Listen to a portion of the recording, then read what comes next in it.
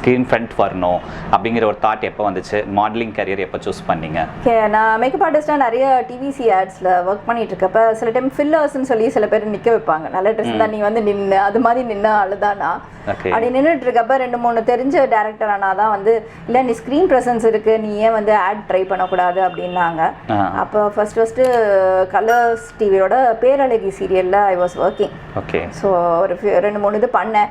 But எனக்கு வந்து எப்படின்னா டெய்லி ஒரு லாங் ப்ராசஸாக இருக்கிற மாதிரி தோணுச்சு. அதனால நான் சொன்னேன் அட்வர்டைஸ்மெண்ட் பரவாயில்ல, அட்வர்டைஸ்மெண்ட் மேக்ஸிமம் உங்களுக்கே தெரியும் ஒரு 1 day or 3 daysக்கு மேலே போகாது.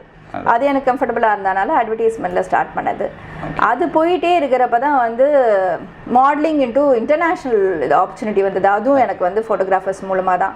இந்த மாதிரி ஒரு ட்ரெஸ் வந்திருக்கு, இந்த மாதிரி ப்ளஸ் சைஸ்க்கு நீங்கள் போட்டு பாருங்கள் அப்படின்றப்ப சரின்னு ட்ரை பண்ண உண்மையாகவே நல்லா தான் இருந்துச்சு. ஸ்க்ரீனில் பார்க்குறப்ப எனக்கே கான்ஃபிடென்ட் வந்துச்சு. சரி நம்ம கலர் ஷேம் பாடி ஷேம்டாக இருக்கப்ப இது ஒரு டிஃப்ரெண்ட்டாக இருக்குது அண்ட் ஃபேமிலியும் ரொம்ப சப்போர்ட்டிவாக இருந்தாங்க. நீங்கள் பண்ணுங்கள், இது ஏஜ் இஸ் ஜஸ்ட் அ நம்பர்ன்றப்ப அந்த மாடலிங் கரியர் அப்படியே ஸ்டார்ட் பண்ணேன். ஓகே. இப்போ ஜென்ரலாக ஒரு மாடல்ஸ் அப்படின்னா இப்போ ஸ்லிம்மாக இருப்பாங்க அப்படின்னு தான் ஜென்ரல் ஒரு டாக் இருக்கும். நான் அவ்வளோதான் தெரியும், ஒரு கேட் வாக் பண்ணுவாங்க அந்த மாதிரி.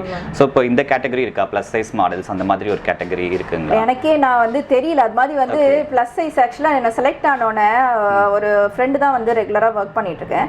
அவங்க வந்து எனக்கு மெசேஜ் பண்ணாங்க. யூஸ்வலாக எல்லாரோட மாடல் ஃபோட்டோ ஃபர்ஸ்ட்டு அனுப்ப சொல்லுவாங்க. பார்த்தா என் ஃபோட்டோவே அனுப்பிச்சாங்க.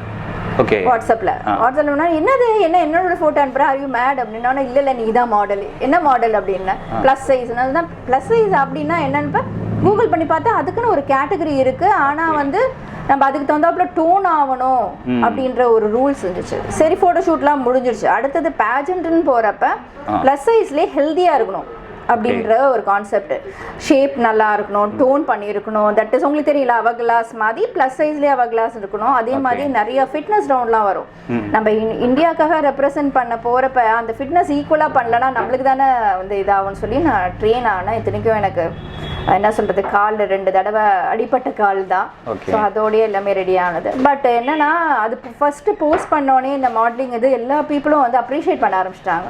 எல்லாமே சொன்ன இது மாதிரி ஒரு கேட்டகரி இருக்கப்ப இப்போ பார்த்தீங்கன்னா ஆல் ஓவர் இந்தியா வந்து நிறைய விமன் வெளியில் வந்திருக்காங்க. அதுவும் எனக்கு ரொம்ப சந்தோஷம். என்னன்னா கல்யாணத்துக்கு அப்புறம் ஒரு சான்ஸ் கிடைச்சது இல்லை மிஸ்ஸஸ்ன்றப்ப வந்து இப்போ அதே மாதிரி நிறைய விமன் வந்து என்னதுக்கு அப்புறம் வந்து க்ரௌன்ஸ்லாம் வின் பண்ணியிருக்காங்க. அவங்களுக்கு ஒரு இதாக இருந்தேன் வந்து ஒரு அடையாள இதாக இருந்தேன், இன்ஃப்ளூயன்சராக இருந்திருக்கப்ப அது ரொம்ப பிளஸ்டாக நினைக்கிறேன்.